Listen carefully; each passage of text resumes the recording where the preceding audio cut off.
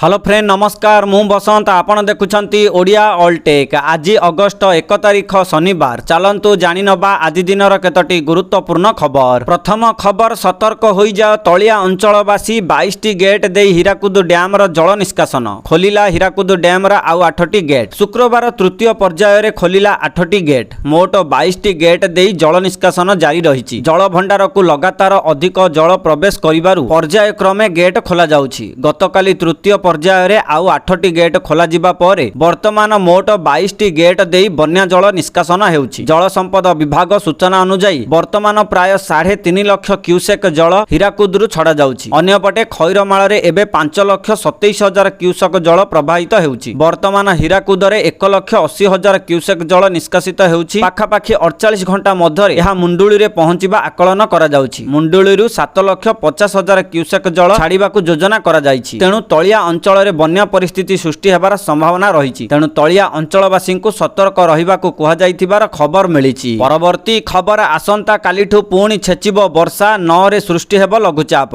गोडिए बडे राज्य रे आज बड़ वर्षा संभावना नाही। कां भां वर्षा होई पारे किंतु आसंता कालीठु वर्षा परिमाण सामान्य वृद्धि पाइबो। अनेक स्थान रे हालुकारू मध्यम धरणर वर्षा होई पारे। विशेष करी दक्षिण ओडिशार केतेक जागारे प्रबल वर्षा होई पारे एभली पूर्वानुमान करिछि पाणीपाग विभाग। पाणीपाग विभाग पक्षरु 2 सप्ताह पई जारी होइतिबा पूर्वानुमान अनुसार प्रथम सप्ताह कोनोसी नुआ घूर्णिबलय संभावना नाही किंतु द्वितीय सप्ताह रे उत्तर पश्चिम एवं पश्चिम केंद्रीय बंगोपसागर रे एक घूर्णिबलय हेबार संभावना अछि। एहा प्राय 9 तारिख बेलकु लघुचाप रे परिणत होई पारे। सोआ विश्वविद्यालय परिचालित जलवायु और परिवेश केंद्र निर्देशक डॉक्टर शरत चंद्र साहू कहिसंती जे राज्य रे एबे बड़ वर्षा नाही तथापि आसंता कालीठु मौसुमी वर्षा बढ़ी पारे। विशेष करी दक्षिण ओडिसा रे अधिक वर्षा होई पारे बोली खबर मिलिछि। परवर्ती खबर चाषी पई आसिला खुशी खबर। पीएम किसान योजना 5 वर्ष पई बढ़िला। गोटे बड़े पीएम किसान योजनार संप्रसारण को नहीं केंद्र कैबिनेट रो मंजूरी मिलिछि। केंद्र कैबिनेट रे बड़ निष्पत्ति निया जाइछि। एबे सुधा चाषी पाइलेनी 3,10,000 कोटी। पीएम किसान योजना माध्यम रे देशर कोटी कोटी चाषी को केंद्र सरकार पक्षरु प्रति वर्ष 6,000 टंका आर्थिक सहायता दिया जाउछि। एही अर्थ 2,000 टंका लेखाई 3टी किस्ती रे सीधा सड़क चाषी बैंक खाता को पठा जाए। ए पर्यंत एही योजनार 23टी किस्ती जारी होई सारिछि एवं एबे सारा देशर चाषी माने 24तम किस्ती को अपेक्षा करिसंती। वर्तमान एहाकु नै केंद्र सरकार बड़ घोषणा करिसंती। केंद्र सरकार पीएम किसान योजना आहुरी 5 वर्ष वृद्धि करिसंती। आगको आहुरी 5 वर्ष पर्यंत एही योजनार लाभ उठाई पारिबे चाषी, जहा द्वारा चाष कार्य रे चाषी को मिलिबो बड़ फायदा। एबे 24तम किस्ती खूब शीघ्र जारी हेबाकू घोषणा होईछि। अनेक चाषी एहाकू सामान्य काम भाबी विलंब करुछंती किंतु बायोमेट्रिक किंबा आधार ओटीपी माध्यम रे सत्यापन न हेले सिस्टम आपनक टंका प्रदान को तुरंत बंद करिदेब। आपण जदि चाहुचंती जे 2,000 टंका बिना बाधारे आपनक खाता को आसु तेबे विलंब न करी निकटस्थ ई जनसेवा केंद्र किंबा पीएम किसान योजनार ऑफिशियल वेबसाइट को जाई फेस वेरिफिकेशन करी ई केवाईसी प्रक्रिया संपूर्ण करि परिबे। ता सहित आपनक बैंक खाता आधार सह लिंक हेबा एवं डीबीटी सुविधा सक्रिय रहिबा अत्यंत जरूरी। जदि आपनक बैंक खाता आधार सह लिंक होई नाही किंबा डीबीटी सक्रिय नाही तेबे बैंक ट्रांसफर विफल होई जिवो। एहा छडा आवेदन समय रे जदि नाम आधार नंबर किंबा बैंक खातार विवरणी रे कौनसी छोट भूल रही थाए तेबे मध्य किस्ती अटकी जिवो। तेणु तुरंत निज पासबुक और आधार कार्ड नहीं बैंक को जांतु एवं खाता को एनपीसीआई सह लिंक कराई डीबीटी ऑन करांतु। आपण को मध्य खूब शीघ्र पीएम किसान योजनार 24तम किस्तीर 2,000 टंका मिलिबो बोली खबर मिलिछि। परवर्ती खबर पीयूसी नथिले मिलिबनी पेट्रोल डीजेल। अक्टोबर 1 रु लागू हेबो नुआ नियम। गोडिए बडे दिनकु दिन बढ़ुथिबा वायु प्रदूषण को रोकिबा पई सरकार एबे नेइछन्ते एक कड़ा पदक्षेप। जदि आपनक गाड़ीर पीयूसी सर्टिफिकेट एक्सपायर हो जाइछि किंबा रिन्यू करा जाय नाही तेबे खूब शीघ्र आपनक गाड़ी को मिलिबो नाही पेट्रोल किंबा डीजेल। सरकार नो पीयूसी नो फ्यूएल नीति लागू करिबाकू जाउछन्ती, जहा गाड़ी मालिकंक पई बड़ परिवर्तन आनिबो। एही नियम अनुसार 1 अक्टोबर रु वैध पीयूसी सर्टिफिकेट नथिबा कोनोसी गाड़ी को पेट्रोल डीजेल किंबा सीएनजी मिलिबो नाही बोली खबर मिलिछि। परवर्ती खबर बन्या प्रभावित अंचलर चाषी माने क्षयक्षति नै भयभीत न हेबाकू उपमुख्यमंत्री अनुरोध मिलिबो क्षतिपूरण। गोटिए बडे कृषक मानक जीविकार सुरक्षा को अग्राधिकार देई उपमुख्यमंत्री तथा कृषि और कृषक सशक्तिकरण शक्ति मंत्री कनकवर्धन सिंहदेव अध्यक्षतार शुक्रवार बन्या परिस्थिति जोगु होइतिबा फसल क्षयक्षतिर एक उच्चस्तरीय समीक्षा बैठक अनुष्ठित हो जाइछि। चाषी भाई भौणी मानकु आश्वासना देई उपमुख्यमंत्री आपस व्यक्त करिसंती जे राज्य सरकार प्रथमे चाषी नीति को कड़ाकड़ी भाबे आपणाउछंती एवं प्रभावित अंचलर चाषी मानकु क्षयक्षति नै भयभीत न हेबा पई अनुरोध करिसंती। प्रारंभिक ପ୍ରାରମ୍ଭିକ ଆକଳନ ଅନୁଯାୟୀ 18ଟି ଜିଲ୍ଲାର ଚାଷ ଜମି ପ୍ରଭାବିତ ହୋଇଛି। ଏଥିପାଇଁ ତୁରନ୍ତ ଆବଶ୍ୟକୀୟ ଜରୁରୀକାଳୀନ ପଦକ୍ଷେପ ଏବଂ ସହାୟତା ବ୍ୟବସ୍ଥା ସକ୍ରିୟ କରାଯାଇଛି। ତୁରନ୍ତ ଏବଂ ସ୍ୱଚ୍ଛ ମୂଲ୍ୟାଙ୍କନ ନିଶ୍ଚିତ କରିବା ପାଇଁ ସରକାର ଏକ ସ୍ୱତନ୍ତ୍ର ଆକଳନ କମିଟି ଗଠନ କରିଛନ୍ତି, ଯାହା ଶୀଘ୍ର ବିସ୍ତୃତ ଫସଲ କ୍ଷତିପୂରଣ ରିପୋର୍ଟ ପ୍ରଦାନ କରିବ। ଏହି ରିପୋର୍ଟ ଆଧାରରେ ଏକ ବ୍ୟାପକ କୃଷି ସହାୟତା ପ୍ୟାକେଜ ଘୋଷଣା କରାଯିବ, ଯେଉଁଥିରେ ସର୍ବାଧିକ ପ୍ରଭାବିତ ଜିଲ୍ଲାଗୁଡ଼ିକୁ ଅଗ୍ରାଧିକାର ଦିଆଯିବ। ପ୍ରାରମ୍ଭିକ କ୍ଷୟକ୍ଷତି ସମୟରେ ଚାଷୀଙ୍କୁ ସହାୟତା କରିବା ପାଇଁ ଓଡ଼ିଶା ରାଜ୍ୟ ପରିବହନ ନିଗମ ପରିଚାଳନା ନିର୍ଦ୍ଦେଶକ ବିହନ ଉପଲବ୍ଧତା ସମ୍ପର୍କିତ ଏକ ସମ୍ପୂର୍ଣ୍ଣ ଜରୁରୀକାଳୀନ ରିପୋର୍ଟ ଉପସ୍ଥାପନା କରିଛନ୍ତି। କ୍ଷୟକ୍ଷତିର ଆକଳନ ପରେ ପ୍ରଭାବିତ ଲୋକଙ୍କୁ କ୍ଷତିପୂରଣ ଦିଆଯିବ ବୋଲି ଖବର ମିଳିଛି। ପରବର୍ତ୍ତୀ ଖବର, ଆଜିଠାରୁ ବଢ଼ିବ ଘରୋଇ ଗ୍ୟାସ୍ ସିଲିଣ୍ଡର ଦର। ଉଜ୍ଜଳା ହିତାଧିକାରୀଙ୍କୁ ଦେବାକୁ ପଡ଼ିବ ଅତିରିକ୍ତ 300 ଟଙ୍କା। ଗୋଟିଏ ବେଳେ ଆଜିଠାରୁ ଅନେକ ଯୋଜନା ଏବଂ ଅନେକ ଜିନିଷରେ କିଛି ଗୁରୁତ୍ୱପୂର୍ଣ୍ଣ ପରିବର୍ତ୍ତନ ହେବାକୁ ଯାଉଛି। ଏଥିମଧ୍ୟରୁ ଗୋଟିଏ ହେଉଛି ଏଲ୍ପିଜି ଗ୍ୟାସ୍ ସିଲିଣ୍ଡର, ଯାହା ଲୋକଙ୍କ ଜୀବନକୁ ପ୍ରଭାବିତ କରିପାରେ। ହେଲେ ଏପରି ପରିବର୍ତ୍ତନ ଏବଂ ପ୍ରଭାବ ସମସ୍ତଙ୍କ ପାଇଁ ପ୍ରଯୁଜ୍ୟ ହେବ ନାହିଁ, କେବଳ ପ୍ରଧାନମନ୍ତ୍ରୀ ଉଜ୍ଜଳା ଯୋଜନାରୁ ଉପକୃତ ହେଉଥିବା ଲୋକଙ୍କ ପାଇଁ ହେବ ବୋଲି ଖବର ମିଳିଛି। ପରବର୍ତ୍ତୀ ଖବର, ବନ୍ୟା ସ୍ଥିତି ପାଇଁ ମେଟ୍ରିକ୍ ଫର୍ମ ଫିଲ୍ଅପ୍ ତାରିଖ 14 ଅଗଷ୍ଟ ପର୍ଯ୍ୟନ୍ତ ବୃଦ୍ଧି। ଗୋଟିଏ ବେଳେ ରାଜ୍ୟର ବିଭିନ୍ନ ସ୍ଥାନରେ ଉପୁଜିଥିବା ବନ୍ୟା ପରିସ୍ଥିତିକୁ ଦୃଷ୍ଟିରେ ରଖି ଓଡ଼ିଶା ମାଧ୍ୟମିକ ଶିକ୍ଷା ପରିଷଦ ବା ବିଏସ୍ଇ ପକ୍ଷରୁ ବାର୍ଷିକ ହାଇସ୍କୁଲ ସାର୍ଟିଫିକେଟ୍ ପରୀକ୍ଷା 2027 ପାଇଁ ଆବେଦନ ଫର୍ମ ପୂରଣର ଶେଷ ତାରିଖକୁ ବୃଦ୍ଧି କରାଯାଇଛି। ଏହି ତାରିଖକୁ ଅଗଷ୍ଟ 14 ପର୍ଯ୍ୟନ୍ତ ଘୁଞ୍ଚାଇ ଦିଆଯାଇଛି। ବନ୍ୟା ପ୍ରଭାବିତ ଅଞ୍ଚଳର ଅନେକ ବିଦ୍ୟାଳୟ ଏବଂ ଛାତ୍ରଛାତ୍ରୀ ଯାତାୟାତ ଓ ଇଣ୍ଟରନେଟ୍ ସମସ୍ୟା ସହ ବିଭିନ୍ନ ଅସୁବିଧାର ସମ୍ମୁଖୀନ ହେଉଥିବାରୁ ଏହି ନିଷ୍ପତ୍ତି ନିଆଯାଇଛି। ତାରିଖ ବୃଦ୍ଧି ଫଳରେ ଯେଉଁ ଛାତ୍ରଛାତ୍ରୀ ନିର୍ଦ୍ଧାରିତ ସମୟ ମଧ୍ୟରେ ଫର୍ମ ପୂରଣ କରିପାରିନଥିଲେ, ସେମାନେ ଏବେ ଅତିରିକ୍ତ ସମୟର ସୁବିଧା ପାଇପାରିବେ। ଅନ୍ୟପଟେ ବନ୍ୟା ଅଞ୍ଚଳରେ କଲେଜରେ ଆଡମିସନର ସମୟ ବୃଦ୍ଧି ହେବ। ସମସ୍ତ ଜିଲ୍ଲାପାଳଙ୍କୁ ରିପୋର୍ଟ ଦେବା ପାଇଁ ନିର୍ଦ୍ଦେଶ ଦିଆଯାଇଛି। ଉଚ୍ଚଶିକ୍ଷା ମନ୍ତ୍ରୀ ସୂର୍ଯ୍ୟବଂଶୀ ସୁରଜ ନିର୍ଦ୍ଦେଶ ଦେଇଛନ୍ତି। ବନ୍ୟା ପାଇଁ ବିଭିନ୍ନ କଲେଜରେ ଆଡମିସନ ବାଧା ହୋଇଥିବା ନେଇ ଖବର ପ୍ରସାରଣ ପରେ ମନ୍ତ୍ରୀ ଏଭଳି ନିର୍ଦ୍ଦେଶ ଦେଇଛନ୍ତି ବୋଲି ଖବର ମିଳିଛି। ପରବର୍ତ୍ତୀ ଖବର, ସୁଭଦ୍ରା ଟଙ୍କାକୁ ନେଇ ବଡ଼ ସୂଚନା ଦେଲେ ଉପମୁଖ୍ୟମନ୍ତ୍ରୀ ପ୍ରଭାତୀ ପରିଡ଼ା। କହିଲେ ଏମାନଙ୍କୁ ମିଳିବ ସୁଭଦ୍ରା ଯୋଜନାର ପଞ୍ଚମ କିସ୍ତିର 5000 ଟଙ୍କା। ତା ସହିତ ନୂଆ ଆବେଦନକାରୀଙ୍କ ପାଇଁ ଆସିଲା ଖୁସି ଖବର। ଗୋଟିଏ ପଟେ ସୁଭଦ୍ରା ଯୋଜନାରେ ଏପର୍ଯ୍ୟନ୍ତ 2 ଲକ୍ଷରୁ ଅଧିକ ହିତାଧିକାରୀ ନୂଆରେ ଆବେଦନ କରିଛନ୍ତି। ସେମାନଙ୍କର ଏବେ ଭେରିଫିକେସନ ପ୍ରକ୍ରିୟା ଶେଷ ହୋଇଛି। ନୂଆରେ ଆବେଦନ କରିଥିବା 2 ଲକ୍ଷ ହିତାଧିକାରୀଙ୍କ ମଧ୍ୟରୁ 92,000 ନୂତନ ହିତାଧିକାରୀ ବାୟୋମେଟ୍ରିକ ଜରିଆରେ ଇକେୱାଇସି କରିନାହାନ୍ତି। ତେଣୁ ସେମାନେ ଯଥାଶୀଘ୍ର ଜନସେବା କେନ୍ଦ୍ର ଯାଇ ବାୟୋମେଟ୍ରିକ ବା ଫିଙ୍ଗର ପ୍ରିଣ୍ଟ ଜରିଆରେ ଇକେୱାଇସି କରାଇ ନିଅନ୍ତୁ। ଆଉ ମାତ୍ର 10 ଦିନ ରହିଲା ନୂଆ ଲିଷ୍ଟ ଆସିବାକୁ। ତା ପୂର୍ବରୁ ଇକେୱାଇସି ଏବଂ ଡିବିଟି ଲିଙ୍କ ପ୍ରକ୍ରିୟା ଶେଷ କରିଦିଅନ୍ତୁ। ଆପଣଙ୍କୁ ଆସନ୍ତା 28 ତାରିଖ ରାକ୍ଷୀ ପୂର୍ଣ୍ଣିମା ଦିନ ସୁଭଦ୍ରା ଯୋଜନାରେ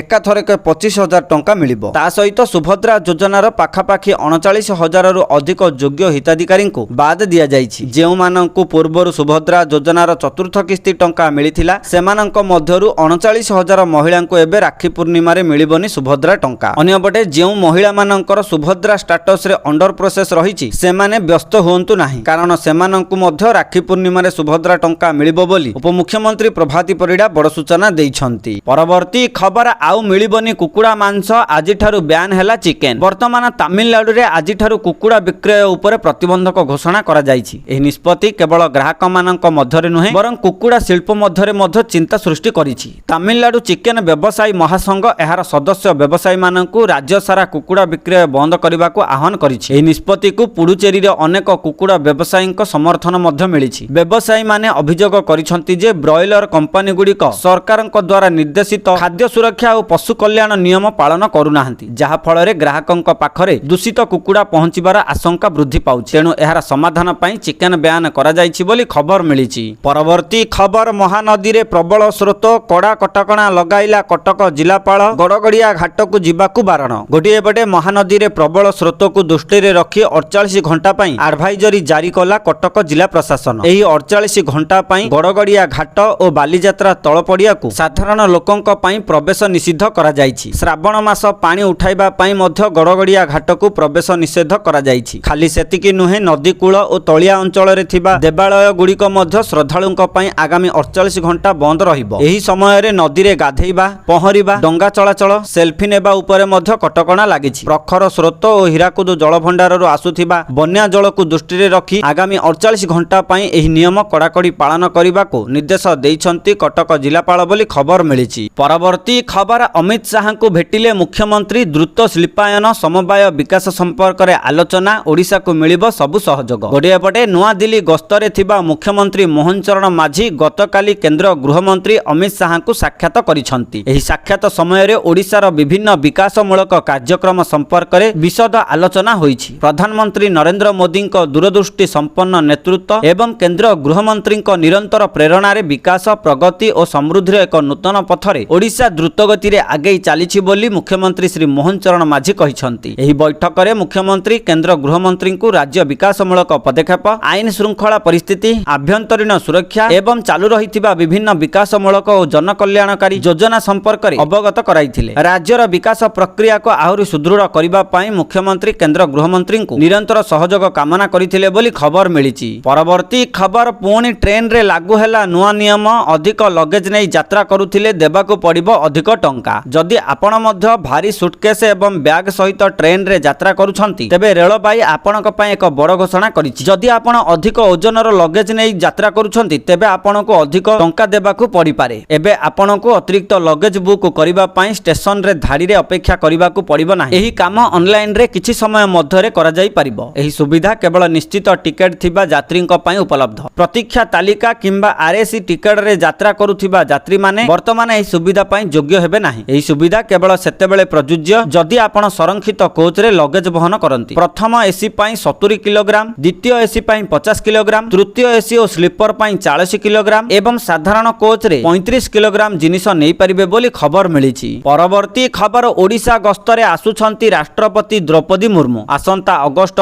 3 रु 5 तारिख पर्यंत महामहिमंक ओडिशा गस्त कार्यक्रम रहिछि। एही अवसर रे 4 तारिख पूर्वाह्न रे भुवनेश्वर रेल स्टेशन ठारू ब्रह्मपुर अभिमुखे ट्रेन जोगे गस्त करिवे। एहाकु दृष्टि रे रखी राष्ट्रपति गस्त को सुरक्षित सुव्यवस्थित एवं श्रृंखलित भावे संपन्न करने निमंते शुक्रवार राज्य आरक्षी महानिर्देशक जोगेश बहादुर खुरानिया अध्यक्षतार एक उच्चस्तरीय प्रस्तुति बैठक अनुष्ठित हो जाइछि। बैठक में डीजीपी सुरक्षा व्यवस्था को सर्वोच्च प्राथमिकता देवा सह समस्त विभाग मध्य उपयुक्त समन्वय रक्षा करी कार्य करने को वरिष्ठ पुलिस अधिकारी मानकु निर्देश देइथिले। सुरक्षा व्यवस्था रे कौनसी प्रकार त्रुटि किंबा व्यतिक्रम न घटिबा पई प्रत्येक व्यवस्थार नियमित समीक्षा और तदारख करने उपरे से गुरुत्वारोप करथिले। सुरक्षा व्यवस्था को अधिक कड़ाकड़ी करने पई कार्यक्रम स्थल एवं वीवीआईपी यातायात मार्ग रे सुरक्षा बलय प्रस्तुत कराजिबा सह वैषयिक जांच और आंटी साबोटाज जांच सह संपूर्ण सतर्क और प्रस्तुति रहिबाकू निर्देश दिया जाइछि बोली खबर मिलिछि। परवर्ती खबर मोदी एआई वीडियो तैयारी अभियोग रे मेटा विरुद्ध रे मामला रुजु। प्रधानमंत्री मोदी विरुद्ध रे एक एडिटेड और आपत्तिजनक वीडियो मामला रे हैदराबाद साइबर अपराध पुलिस एक मामला रुजु करिछि। हैदराबाद पुलिस मेटार इंडिया मुख्य अरुण श्रीनिवास एवं अनेक फेसबुक एवं इंस्टाग्राम अकाउंट विरुद्ध रे मामला रुजु करिछि। एही मामला तेलंगानार 2 जण व्यक्तिक अभियोग उपरे पंजीकृत होइछि। जेउथिरे अभियोग करा जाइछि जे एआई द्वारा प्रस्तुत आपत्तिजनक विषय वस्तु जोगु सामाजिक शांति भंग होइछि। इंस्टाग्राम ब्राउज करिबा समय रे सेमाने प्रधानमंत्री को अश्लील अपमानजनक एवं भ्रामक भावरे चित्रण करुथिबा अनेक एडिटेड वीडियो एवं चित्र देखाइथिले। विवाद पर मेटा भारत सरकार को चिठी लिखिथिला जेउथिरे वीआईपी अकाउंट गुड़िकर अधिक नजर रखिबा एवं वरिष्ठ अधिकारी द्वारा विषय वस्तुर जांच करिवार प्रतिश्रुति देइछि बोली खबर मिलिछि। परवर्ती खबर बीजेपी करुछि हीन राजनीति। नवीन कहिले यह ग्रहणीय नुहे। गोटिए बटे भारतीय हॉकी दलर जर्सी रंग परिवर्तन नहीं राजनीति जोर धरिछि। पूर्वरु जर्सीर रंग नील थिला जहा एबे गेरुआ रंग होइछि। अनेक पूर्वतन खेलाड़ी एवं राजनेता नुआ जर्सी को विरोध करुछंती। एहाकु नै एबे ओडिशार पूर्वतन मुख्यमंत्री नवीन पट्टनायक प्रतिक्रिया रखिछंती। नवीन कहिछंती जे बीजेपी हॉकी भली जातीय खेल को राजनीतिकरण करुछि। एहाकु से निंदा करुछंती। दीर्घ वर्ष धरी भारतीय हॉकी दलर जर्सीर रंग नील थिला एहाकु बीजेपी सरकार गेरुआ करि दैछंती। एहा तांको आश्चर्य करिछि। पूर्वरु थिबा नील रंग खाली रंग नुहे एहा देशर क्रीड़ा एवं संस्कृति सह जड़ित थिला। जेतेबेले भारतीय हॉकी दल संघर्ष करुथिला सेतेबेले ओडिशा सरकार एहार सहयोग पई हाथ बढ़ाइथिले। ओडिशा सरकार हॉकी टीम रो स्पॉन्सरशिप नैथिले। एहाकु नै विश्वर कोण अनुकोण रे रहुथिबा ओडिया गर्व करंती। दीर्घ 41 वर्ष पर भारतीय हॉकी टीम ओलंपिक्स रे पदक जीतिथिला किंतु ओडिशा रे सरकार परिवर्तन हैला परे दलीय जर्सीर रंग रे परिवर्तन ग्रहणीय नुहे। एहा हेउछि हीन राजनीति बोली अनेक क्रीड़ाविद माने कहिसंती बोली खबर